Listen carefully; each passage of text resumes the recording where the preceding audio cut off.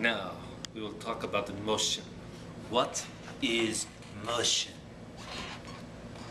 Do you know? Okay, well, we'll talk about it then. Motion is two things: position and time. What we are going to do today is measure motion. So we have to be able to measure the position of something over time. Let's talk a little bit about the technology we use. How could we measure motion? There's a lot of different technologies for doing that. I'll give you a couple examples.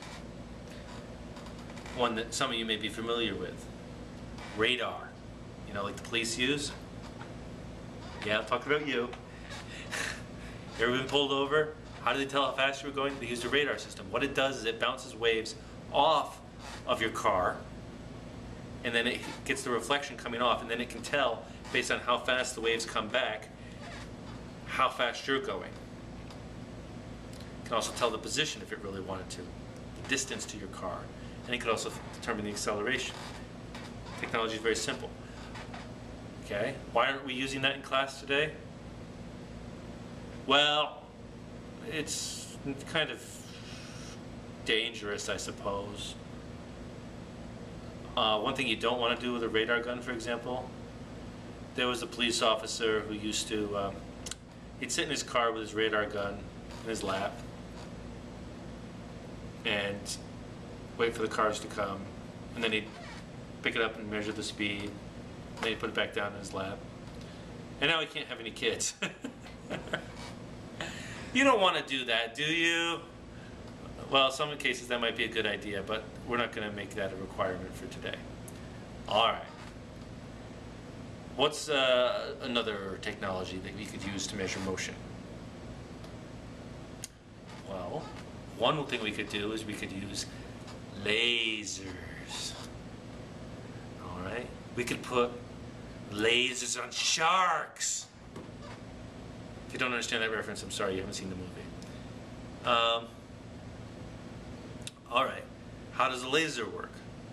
Well, it's the same thing as the radar. It bounces a signal off of something, and it measures the reflection.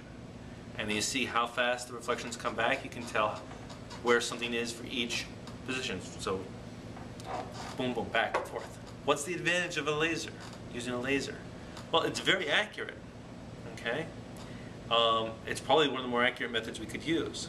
What's the disadvantage? Why aren't we using it? Well, because we don't want you to go blind. I said blind, not blonde. Blind. Yes, lasers can be dangerous too, so we're not using them either.